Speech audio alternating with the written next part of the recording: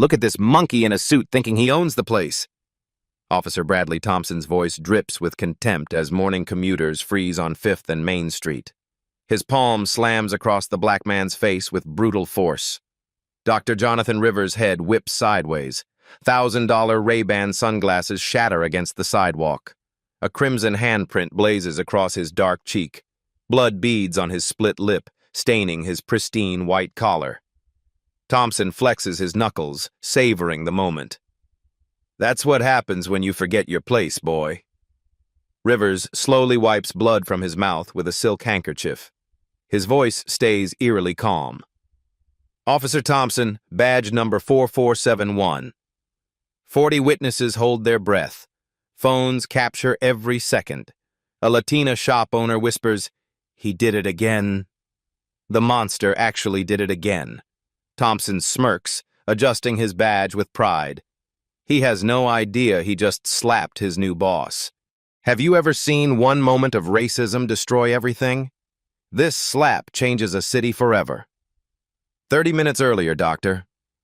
Jonathan Rivers adjusts his navy suit in the mirror of his downtown hotel room. Today marks 23 years since he first put on a police uniform. Back then, he was Officer Rivers from the South Side, determined to change the system from within. The Harvard Law diploma catches morning light from his briefcase. Next to it sits his federal appointment letter, still crisp from yesterday's ceremony. Chief of Police, Metro City Department, the header reads. His first day commanding 800 officers who don't know his name yet. Rivers slides his badge into his jacket pocket. The weight feels different now. Heavier with responsibility, lighter with authority. He spent 2 decades preparing for this moment, earning his criminology PhD while working patrol, studying every civil rights case while chasing down drug dealers. His Mercedes purrs to life in the hotel garage. Classical music fills the leather interior as he navigates toward police headquarters. The city stretches before him like a patient on an operating table, sick with corruption, ready for surgery. Meanwhile, 3 miles away, Officer Bradley Thompson starts his shift the same way he has for 18 years. Coffee black, attitude blacker. His right hand flexes around the steering wheel, knuckles scarred from teaching lessons to citizens who forgot their place. Thompson's patrol car crawls through the financial district like a shark hunting prey. His dashboard computer shows 17 citizen complaints filed against him this year. All dismissed. All buried. The Union protects its own. Dispatch to Unit 247, the radio crackles. 247 here, Thompson responds, eyes scanning for expensive cars driven by the wrong people. Routine patrol, 5th and Main Corridor. New brass is coming in today, so keep it clean. Thompson snorts. Copy that. Clean means nothing when you know which cameras to avoid. The intersection of 5th and Main Street bustles with morning energy. Coffee shops overflow with suited professionals clutching smartphones and lattes. Street vendors arrange breakfast carts along brick sidewalks.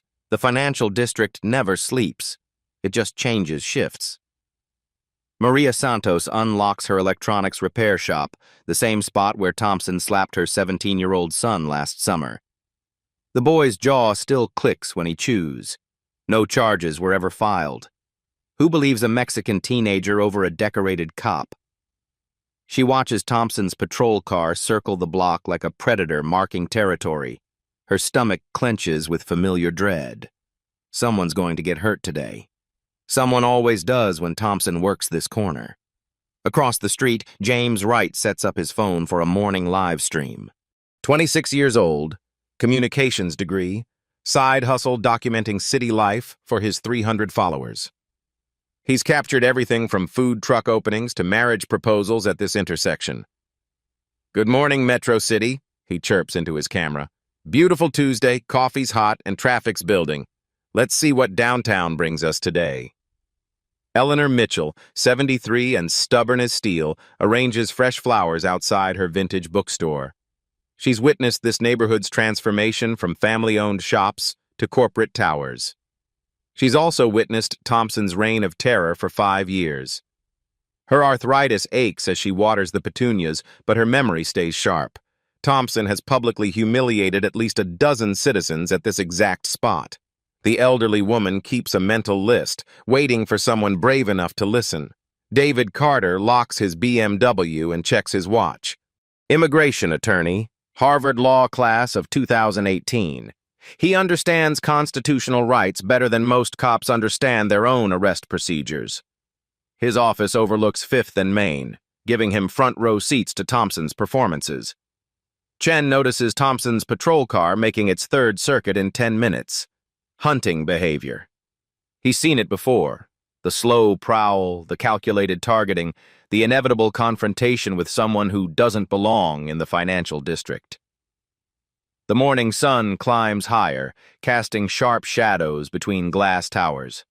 Steam rises from manholes like city breath. Delivery trucks navigate narrow streets while pedestrians claim crosswalks with urban confidence.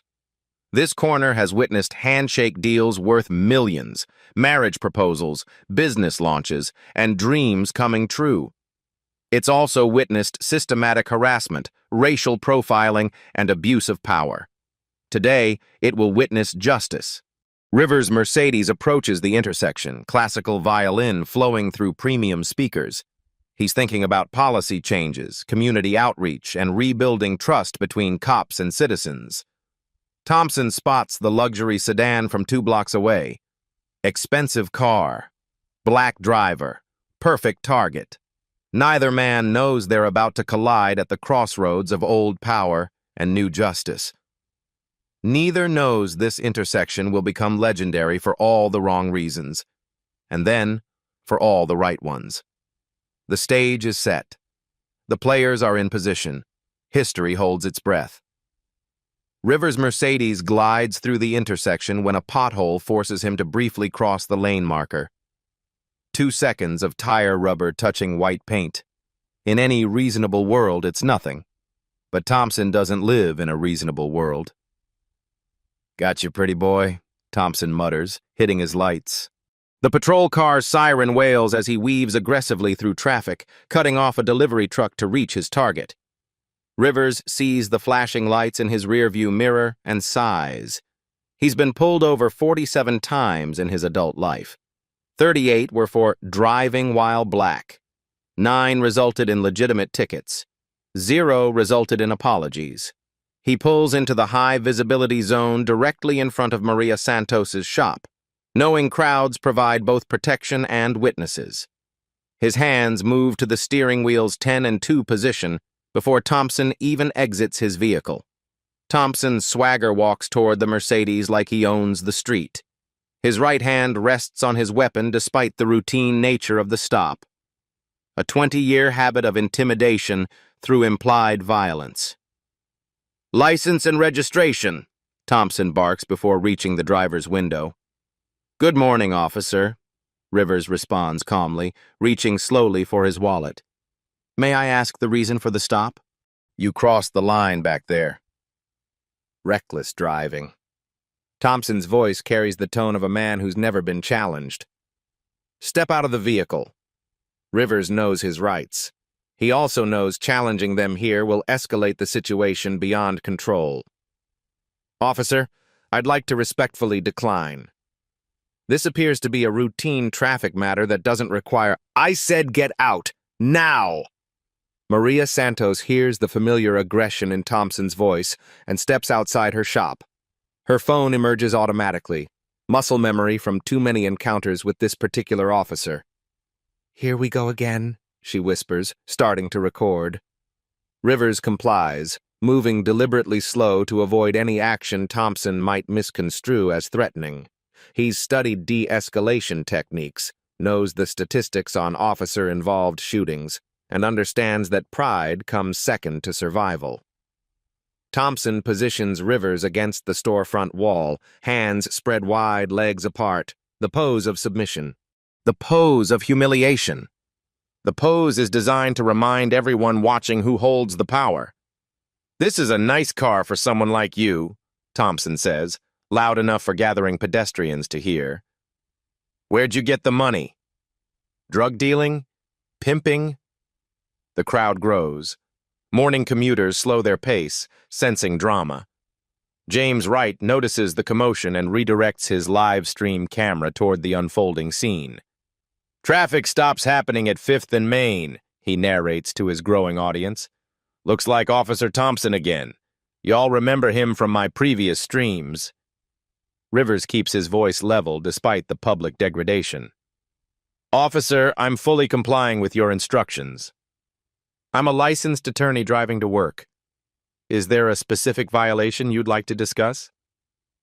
"Lawyer, huh?" Thompson's tone sharpens with familiar contempt. "You people always think you're so smart, think you know the law better than those who enforce it." Eleanor Mitchell emerges from her bookstore, clutching her phone with arthritic fingers. She's called the police department 17 times about Thompson's behavior. 17 times they've assured her the matter would be looked into. 17 times nothing changed.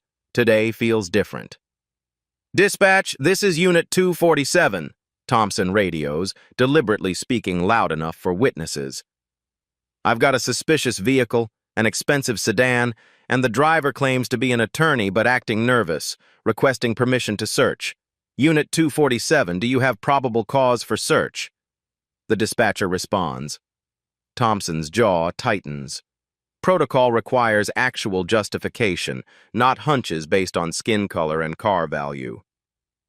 The driver appears impaired. I'm detecting possible narcotics odor.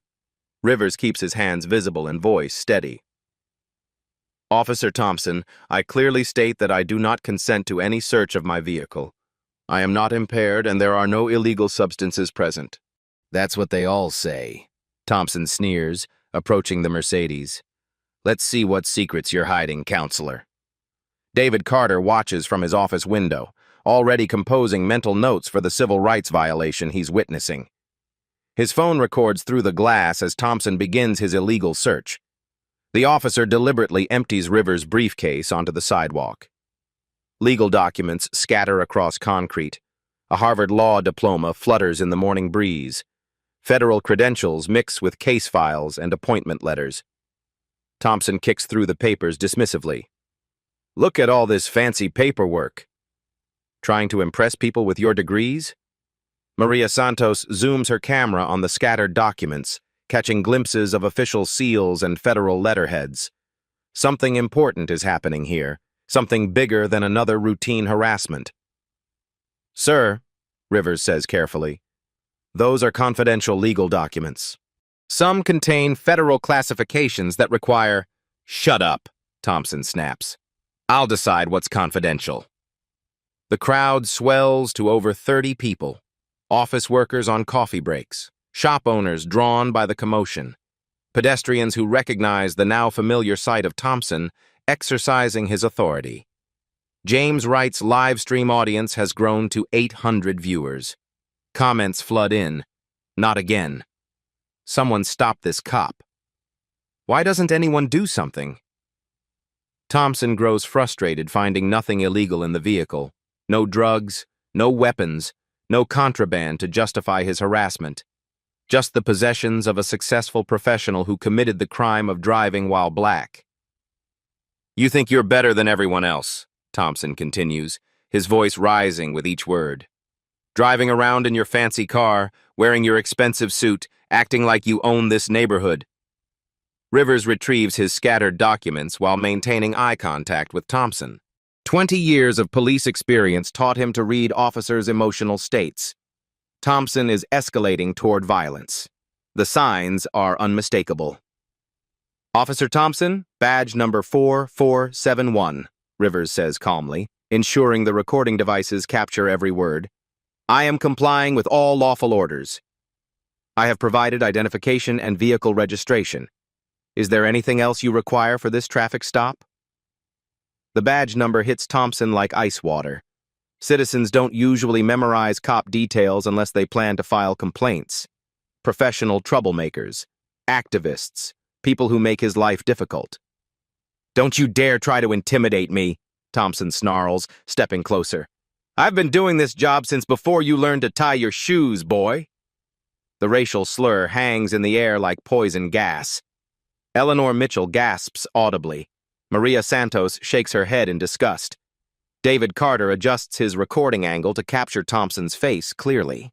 Rivers stands perfectly still, documents in hand, watching Thompson's right hand clench and unclench.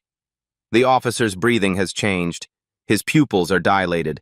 His weight shifts forward onto his toes. Violence is coming. "I said, don't try to intimidate me with your lawyer talk and badge numbers," Thompson repeats, his voice now carrying the edge of a man who's lost control. Rivers speaks directly to the cameras he knows are recording. Officer Thompson is conducting what appears to be an unlawful search based on racial profiling. I am unarmed, compliant, and respectfully requesting supervisor assistance. That's when Thompson's hand swings. The slap echoes across 5th and Main Street like a gunshot. The handprint blooms across Rivers' cheek like spilled wine on white marble. Perfect ridges of Thompson's palm and fingers mark dark skin with crimson precision.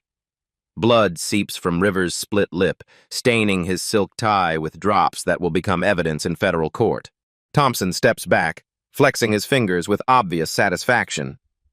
20 years of teaching lessons has perfected his technique, just hard enough to humiliate, not quite hard enough to leave permanent damage.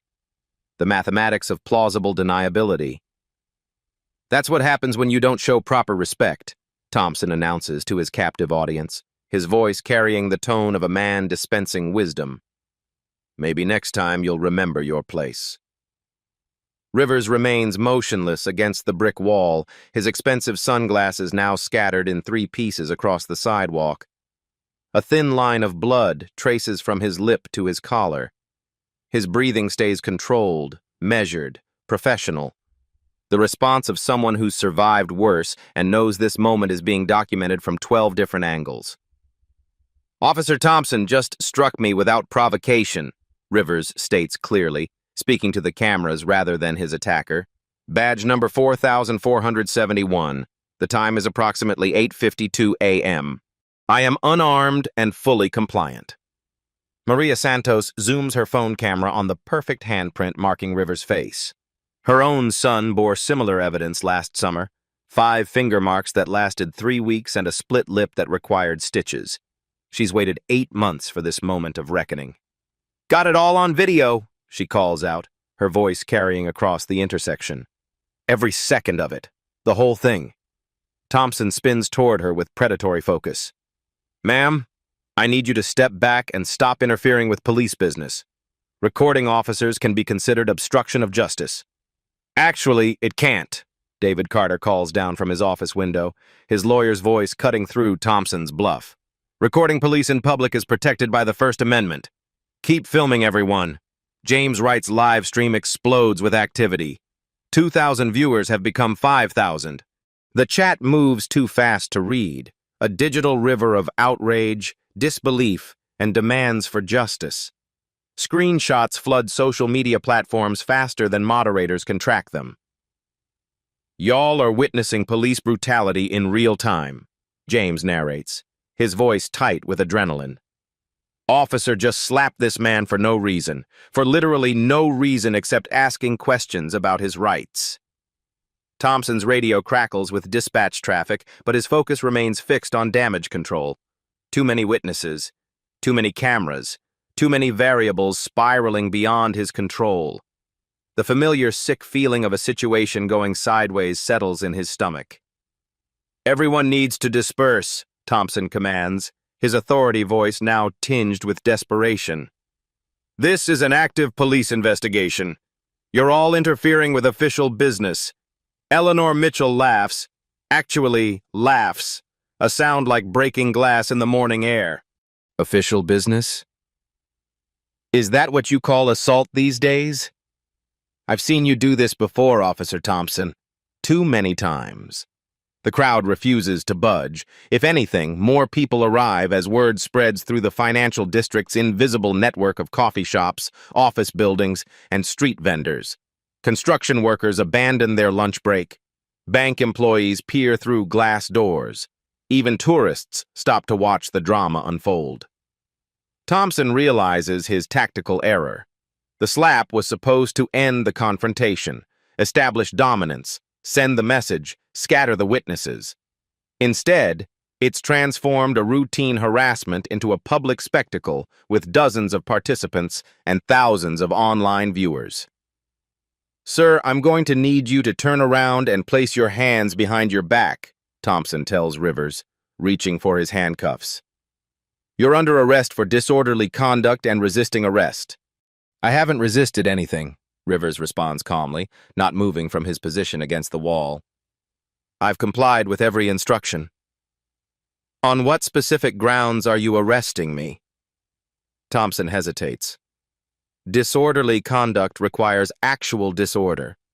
Resisting arrest requires actual resistance. His only evidence is a man who followed every command while being publicly humiliated and assaulted. Even Thompson's creative report-writing skills can't transform compliance into criminality. "Don't argue with me," Thompson snaps, his frustration bleeding through his professional facade. "I said turn around." "Officer Thompson," Rivers continued in the same measured tone, "I'm asking you to clarify the specific criminal statute I've allegedly violated to justify this arrest." The question hangs in the air like a legal landmine. Thompson knows enough law to understand that arrests require probable cause, not personal irritation. But backing down now, in front of 40 witnesses and thousands of live stream viewers, feels impossible. "Dispatch Unit 247, Thompson radios, buying time while his mind races through options. "I've got a subject here being argumentative and non-compliant. May need backup for transport." "Unit 247, what's the nature of the violation?" The dispatcher responds with professional efficiency. Thompson stares at Rivers, then at the crowd, then at the phones still recording his every word. The truth, that he slapped a compliant citizen for asking uncomfortable questions, won't look good in an incident report.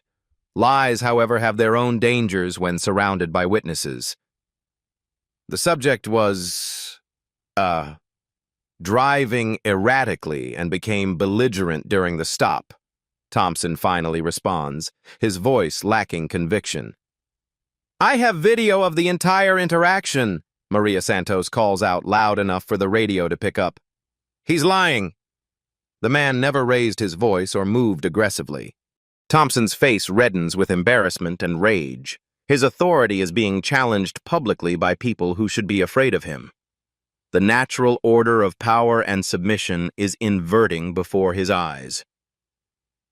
"Ma'am, final warning about interference," Thompson threatens, his hand moving toward his pepper spray. "I will arrest you for obstruction if you don't stop disrupting this investigation." "What investigation?" Eleanor Mitchell demands, stepping closer despite her age and Thompson's obvious agitation. "You stopped a man for crossing a line, found nothing illegal, assaulted him on camera, and now you're threatening to arrest him for asking questions. What exactly are you investigating?" The logic cuts through Thompson's bluster like a scalpel through skin. He's painted himself into a corner with no exit strategy except escalation or retreat. 20 years of unopposed authority never prepared him for organized resistance from empowered witnesses. Rivers wipes blood from his lip with a silk handkerchief, the motion deliberate and visible to every recording device. "Officer Thompson, I notice your body camera doesn't appear to be activated. Department policy requires activation during all citizen contacts." Thompson's hand involuntarily moves to his chest where the camera sits dormant. Another violation. Another piece of evidence that this stop was personal rather than professional. Another nail in the coffin of his career. "Technical malfunction," Thompson lies, though everyone present can see the device's inactive status light. "Convenient malfunction," David Carter observes from his window, his attorney's voice carrying the weight of future courtroom testimony, especially during an incident involving excessive force. James Wright's live stream audience has reached 8,000 viewers. Comments flood in from across the city. People recognizing Thompson from previous videos, sharing their own stories of harassment, demanding accountability from city officials who've ignored complaints for years. The momentum is shifting visibly. Thompson can feel it like a physical force. the ground moving beneath his feet, the walls closing in around his authority. What started as routine intimidation has become a public trial with himself as the defendant. Rivers continues speaking in measured tones, each word carefully chosen for maximum legal precision. I'd like to formally request a supervisor's presence at this scene. Officer Thompson has used physical force against a compliant citizen, conducted an unlawful search, and is now threatening arrest without probable cause. You don't get to request anything, Thompson snarls, his professional mask finally slipping completely. I'm in charge here. I will decide what happens next. But even as he says the words, Thompson knows they're not true anymore. The crowd has grown beyond his ability to control. The cameras have captured evidence beyond his ability to deny. The situation has evolved beyond his ability to manage. Maria Santos raises her phone higher, ensuring perfect video quality. The whole world is watching now, Officer Thompson. What are you going to do next?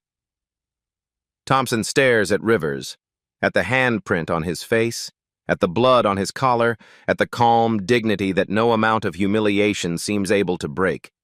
Something about this man feels different, dangerous, like he's been waiting for this exact moment. Turn around and put your hands behind your back, Thompson repeats. But his voice lacks the conviction of earlier commands. Final warning. Rivers slowly reaches into his jacket pocket, moving with deliberate transparency to avoid any perception of threat. Officer Thompson, before you proceed with this arrest, there's something you should know about who you just slapped. His hand emerges holding a leather credential case that catches the morning sunlight like a promise of justice finally arriving. Thompson's world is about to end, and he doesn't even know it yet. Rivers opens the leather credential case with surgical precision. The morning sun catches the gold shield inside, casting reflections that dance across the brick wall where moments ago he stood humiliated and bleeding. Dr. Jonathan Rivers, Chief of Police, Metro City Department, he announces, his voice carrying across the intersection with quiet authority that makes 40 witnesses hold their breath. Thompson's face drains of color like water from a broken dam. His eyes dart between the badge, the appointment letter, and the handprint he created on his new commanding officer's face. The universe has just inverted itself, and he's standing at the epicenter of his own destruction. That's not possible, Thompson stammers, his voice cracking like a teenager's. The new chief doesn't start until today, Rivers completes, folding the credentials carefully and returning them to his jacket pocket. My first day was supposed to begin with a department briefing at 9 a.m. Instead, it's beginning with documenting excessive force by one of my officers. The crowd erupts in gasps, exclamations, and nervous laughter. Maria Santos covers her mouth with her free hand while continuing to record with the other. Did he just say Chief of Police? The man Thompson slapped is the new police chief? James Wright's live stream chat explodes so rapidly the text becomes a blur of exclamation points and capital letters. Oh my God. Plot twist. This can't be real. Karma is beautiful. 8,000 viewers become 12,000 in 30 seconds. Eleanor Mitchell claps her arthritic hands together with pure joy. Sweet justice! That monster just slapped his own boss. His own new boss. Thompson staggers backward as if physically struck. His right hand, the hand that delivered the career-ending slap, trembles uncontrollably. 20 years of muscle memory suddenly feel like 20 years of evidence against him. Sir, I didn't know, Thompson pleads, his authoritative voice now reduced to pathetic whimpering. If I had known who you were, I never would have. Would have what, Officer Thompson, do? Rivers interrupts, his tone shifting from victim compliance to command presence. Never would have conducted an illegal search? Never would have used racial slurs? Never would have struck an unarmed, compliant citizen? The questions land like physical blows. Thompson realizes there's no acceptable answer, Admitting he treated Rivers differently because of his position proves the abuse was intentional. Claiming he would have acted the same toward a police chief proves he's either lying or completely unfit for duty. Rivers activates his radio with practiced efficiency. Metro City Dispatch, this is Chief Rivers requesting immediate supervisor response to 5th and Main Street. I need a sergeant and internal affairs notification for an excessive force incident involving Officer Thompson, badge 4471. Chief Rivers, the dispatcher responds with obvious confusion.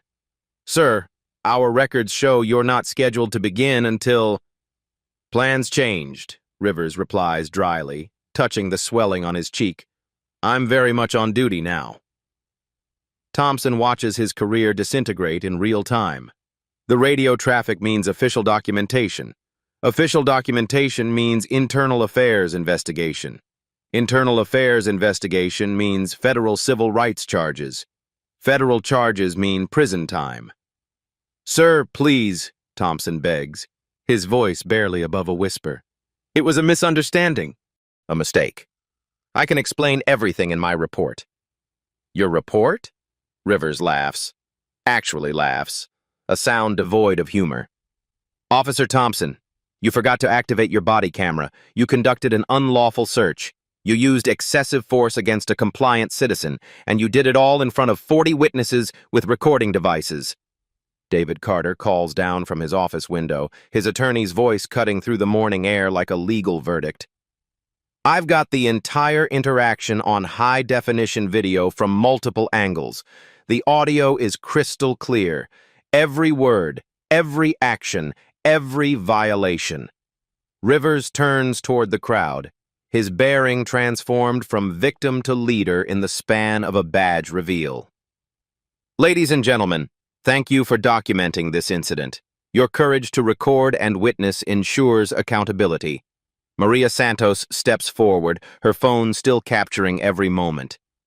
Chief Rivers, my son was slapped by this same officer 8 months ago. We filed a complaint, but nothing happened. Nothing ever happens. That changes today, Rivers promises, his voice carrying the weight of institutional authority. Officer Thompson's pattern of abuse ends here. No more complaints disappearing, no more victims ignored, no more impunity. Thompson's legs feel weak as reality settles over him like a burial shroud. He's not just losing his job, he's becoming a symbol. The poster child for police misconduct. The cautionary tale that will be taught in academies across the country. Chief, what do you want me to do? Thompson asks desperately, grasping for any lifeline in the ocean of his ruined future. You want to know what you should do? Rivers responds, positioning himself so the cameras capture both his swollen face and Thompson's terrified expression. You should have remembered that police officers serve all citizens equally, regardless of their race, their car, or their perceived social status.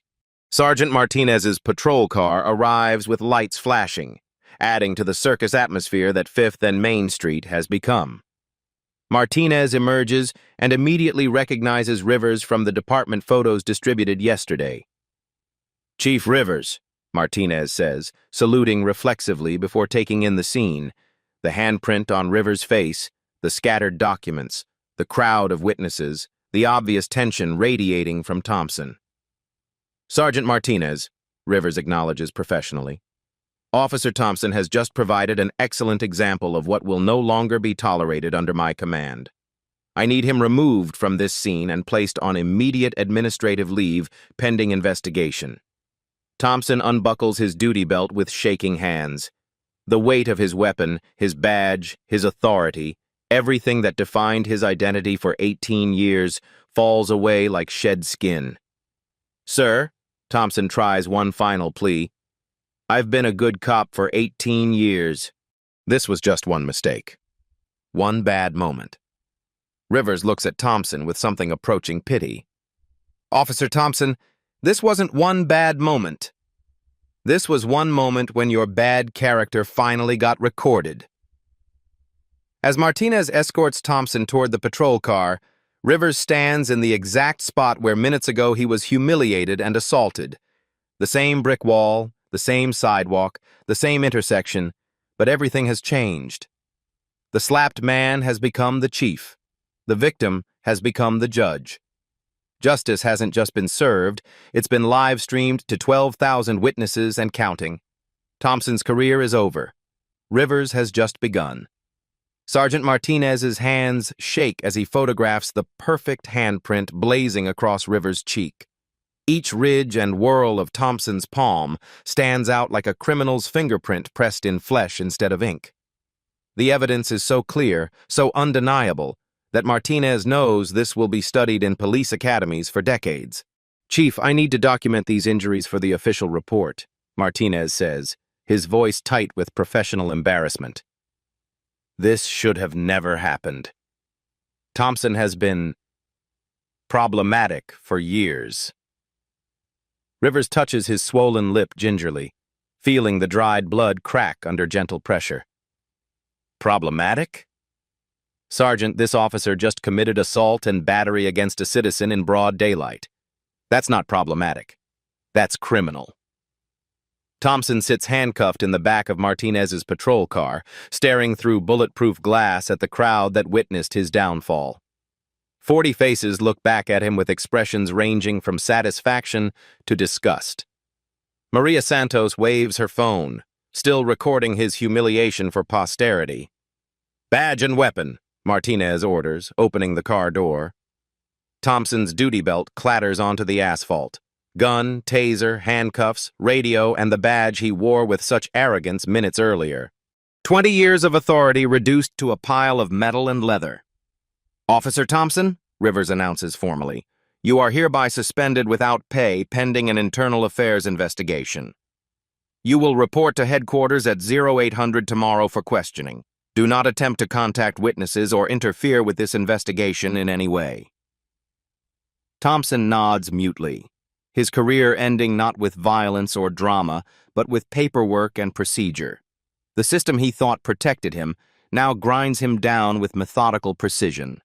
James Wright's live stream audience has exploded to 20,000 viewers. The video clips are already going viral across every social platform. #SlappedChief trending nationally within minutes. Comments pour in faster than servers can process them. "Y'all just witnessed history," James tells his camera, his voice still electric with disbelief. "A racist cop just slapped his own new boss and ended his career on live television. This is the definition of instant karma." Eleanor Mitchell approaches Rivers with surprising boldness for her 73 years.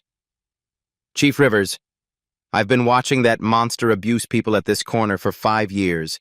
5 years of complaints ignored by your department. Will this time be different?" Rivers looks into her eyes, watery blue but sharp with intelligence and pain. "Ma'am, I promise you this will be different. Officer Thompson will face federal civil rights charges in addition to department discipline. His career in law enforcement is over."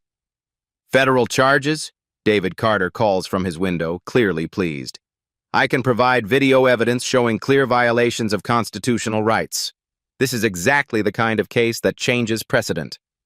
Maria Santos steps forward, still clutching her phone like a weapon of justice. "Chief, my son was 17 when Thompson slapped him. Same corner, same technique, same lies in the report. Will you help us reopen that case?" "Give me your contact information," Rivers responds immediately. "Every victim of Officer Thompson's abuse will get justice. Every complaint that was buried will be investigated. This ends the pattern permanently. The crowd begins to disperse, but slowly, reluctantly. They've witnessed something unprecedented, a moment when the system actually worked, when accountability arrived with perfect timing, when karma struck with surgical precision. Martinez radios for additional units to secure the scene while Internal Affairs responds. The bureaucracy of justice moves slowly, but it moves with unstoppable momentum once properly motivated by video evidence and federal oversight. "Chief," Martinez says quietly, "Thompson isn't the only problem officer we have. This department has cultural issues that go deeper than one bad cop." Rivers nods grimly, understanding the scope of transformation required. "Sergeant, that's exactly why I took this job. Officer Thompson just provided the perfect example of what happens when reform meets resistance. The resistance loses. Thompson's patrol car pulls away from 5th and Main Street, carrying its disgraced passenger toward booking and processing. The crowd watches it disappear around the corner, taking with it 18 years of unchecked abuse and racial intimidation. Rivers retrieves his scattered credentials from the sidewalk, brushing concrete dust from his federal appointment letter.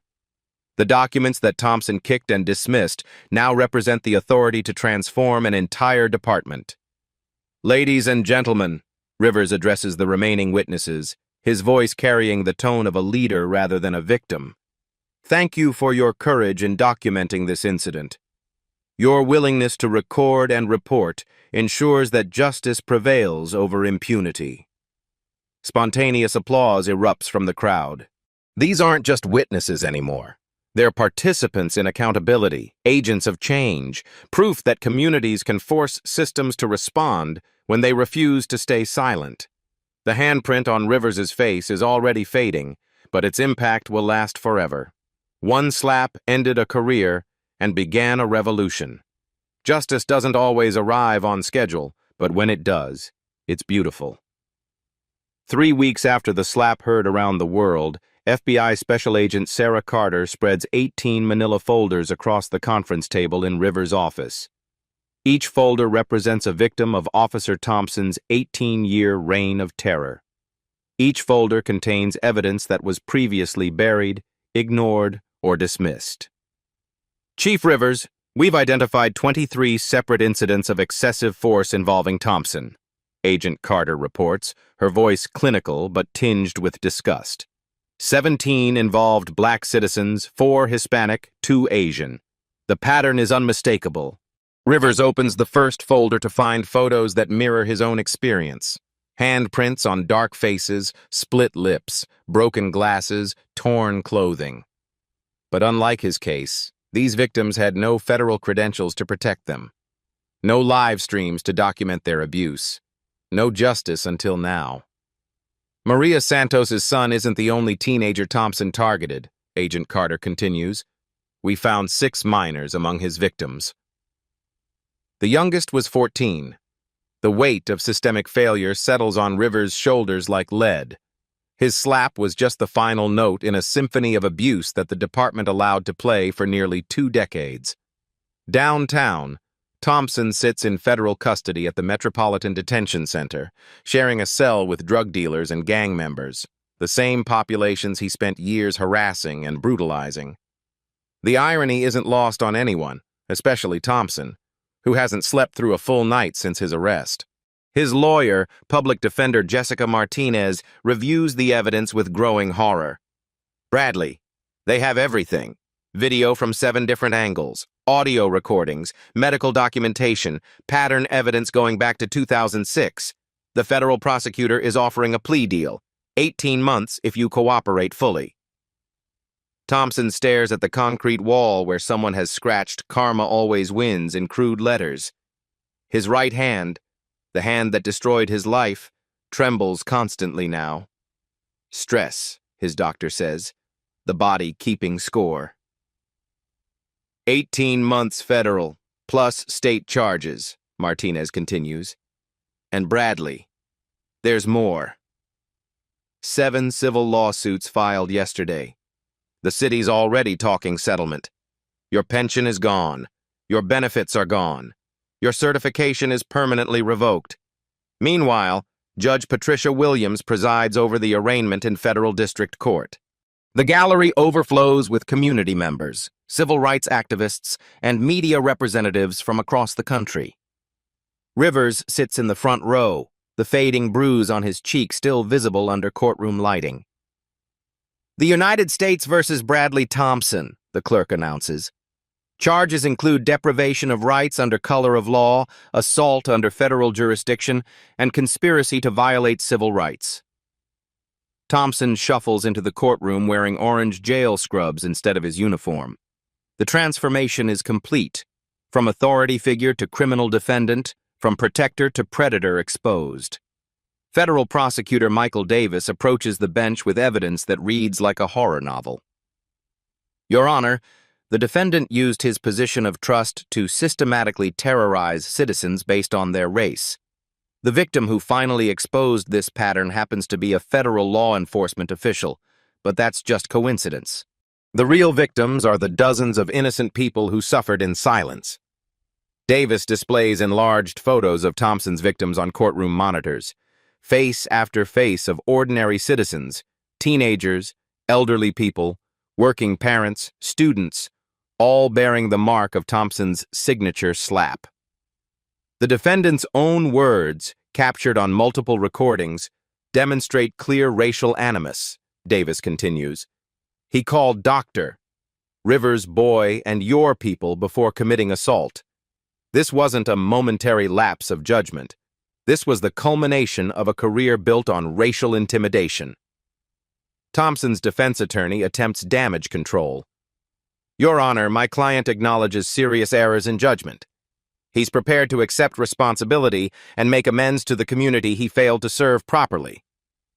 Judge Williams leans forward, her voice carrying 20 years of judicial authority.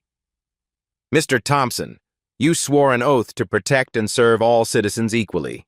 Instead, you used your badge as a license to abuse those you were sworn to protect. Your actions didn't just harm individuals, they damaged the relationship between law enforcement and the community. The sentencing phase reveals the full scope of Thompson's destruction.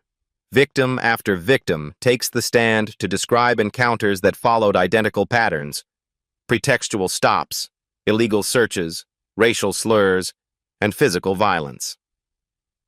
Maria Santos testifies through tears about her son's trauma, how he still flinches when patrol cars drive by. My boy used to want to be a police officer. Now he crosses the street when he sees uniforms. Officer Thompson stole my child's faith in justice. Dr. Rivers takes the stand as both victim and expert witness. His testimony carries unique weight, a law enforcement professional describing the abuse from both sides of the badge. Your Honor, Officer Thompson's actions represent everything wrong with policing when accountability fails, Rivers testifies. He operated with impunity because the system protected him. That system failed spectacularly, and now we must rebuild it from the foundation up. The prosecution presents Thompson's personnel file: 17 complaints dismissed, 43 use-of-force incidents classified as justified, 12 lawsuits settled quietly by the city. A paper trail of institutional cover-up stretching back to Thompson's rookie year. Judge Williams delivers the sentence with surgical precision. Mr. Thompson, you will serve 24 months in federal prison, followed by 2 years of supervised release. You are permanently barred from any law enforcement position in any jurisdiction. You will pay restitution to your victims and complete 500 hours of community service in the neighborhoods you terrorized. The gavel falls like thunder. Thompson's legs buckle as reality hits. His career is over. His freedom is gone. His legacy is destroyed by one perfect moment of karma captured on camera. Outside the courthouse, Rivers addresses a crowd of supporters, activists, and media representatives. The backdrop of justice being served creates the perfect visual for every news network covering the story. Officer Thompson's conviction sends a clear message, Rivers declares. Police officers who abuse their authority will face consequences. The blue wall of silence has been shattered by the bright light of accountability. The ripple effects spread beyond Metro City. Police departments nationwide review their disciplinary procedures. Body camera requirements become standard. Citizen oversight boards gain real authority. The Thompson reforms became shorthand for comprehensive police accountability. Civil rights organizations celebrate the verdict as a watershed moment. The footage of Thompson's slap becomes required viewing in police academies, not as training in tactics, but as a cautionary tale about the price of prejudice. 3 months later, the Thompson Civil Rights Fund distributed $2.3 million in settlements to his victims. Maria Santos uses her portion to establish a scholarship program for young people pursuing careers in criminal justice reform. Thompson himself serves his sentence in federal minimum security prison, where he spends his days cleaning bathrooms and his nights writing letters of apology that few recipients bother to read. The hand that once dispensed casual violence now scrubs toilets. The voice that once commanded fear now begs for forgiveness.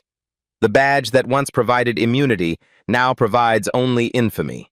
Justice served cold tastes sweeter than revenge served hot. But the real victory isn't Thompson's fall.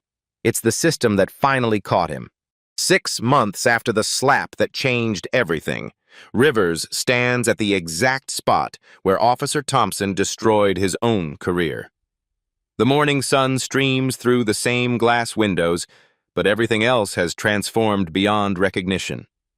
A bronze plaque now marks the sidewalk where Rivers's sunglasses shattered. Community Accountability Memorial, where justice began. Fresh flowers appear daily, left by citizens who understand they witnessed history in the making. Maria Santos emerges from her electronics shop, no longer flinching when police cruisers patrol the neighborhood. Her son Miguel walks beside her, wearing a future police chief t-shirt and carrying college applications for criminal justice programs. "Chief Rivers," Maria calls warmly, approaching with genuine smiles instead of fearful recognition. "Miguel wanted to thank you again for the scholarship recommendation letter." The transformation in the young man's posture tells its own story. Shoulders back instead of hunched in defensive submission. Eyes bright with possibility instead of dulled by trauma. Hope instead of fear. "Miguel's going to change the system from the inside," Rivers responds, shaking the teenager's hand with respect that would have been unimaginable 6 months ago. "Just like we planned." James Wright approaches with his ever-present camera, but now he's filming a documentary about police reform rather than live-streaming police brutality. His follower count has grown to 50,000 people hungry for stories of accountability and positive change. "Chief, can you give us an update on the department transformation?" James asks, his voice carrying the authority of a legitimate journalist rather than a desperate witness. Rivers gestures toward the intersection where his professional life nearly ended and ultimately began. "James, this corner used to represent fear for too many citizens. Now it represents hope. Officer Thompson's actions were terrible, but they became the catalyst for comprehensive reform." Eleanor Mitchell, now 74 and serving on the newly created Civilian Oversight Board, joins the growing circle. Her arthritis hasn't improved, but her spirit soars with vindication earned through decades of patient advocacy. "Chief Rivers, we just approved the final recommendations from the Thompson Commission," she reports with obvious satisfaction. "Every officer will complete 40 hours of bias training annually. Every complaint will be investigated by independent auditors. Every use of force will be reviewed by civilian experts. The numbers tell the story of systemic change. Citizen complaints down 60%. Community policing initiatives up 200%. Officer misconduct cases resolved within 30 days instead of disappearing into bureaucratic black holes." David Carter approaches from his law office, carrying a briefcase full of success stories instead of civil rights violations. His practice has shifted from defending victims of police abuse to training officers in constitutional law. "Chief, I just finished training 47, Carter reports with obvious pride. "Your officers are asking smart questions about proper procedures instead of looking for loopholes to exploit." The cultural shift is remarkable. Rivers pulls out his phone to show the group a video message from an unexpected source. Officer Thompson's face appears on screen, gaunt and humbled by federal incarceration, recording from the prison library. "I want to apologize again to everyone I hurt."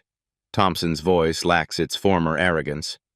"Chief Rivers, you could have destroyed me completely, but instead you used my failure to build something better. That's real leadership. That's the kind of cop I should have been." The group watches in contemplative silence. Justice sometimes includes redemption, even for those who seemed beyond saving. Rivers addresses the small gathering, but his words carry to the thousands who will watch James Wright's documentation. That slap woke up a community, but communities did the real work. You recorded when it mattered. You testified when it was difficult. You demanded change when it was uncomfortable. Maria Santos nods toward the memorial plaque. My son asked me something yesterday. He said, Mama, what if that police chief never got slapped? What if Officer Thompson just kept hurting people? I told him that's exactly why we can never stop watching, never stop recording, never stop demanding better. The truth resonates like church bells across the intersection.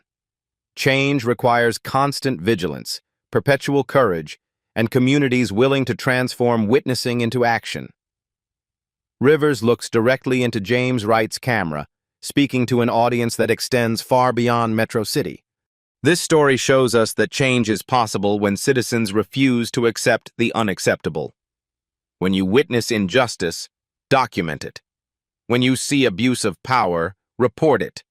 When you have opportunities to vote for accountability, take them. He pauses, touching the spot where Thompson's handprint once blazed like evidence of systemic failure. Share this story if you believe in consequences for those who abuse their authority. Comment below.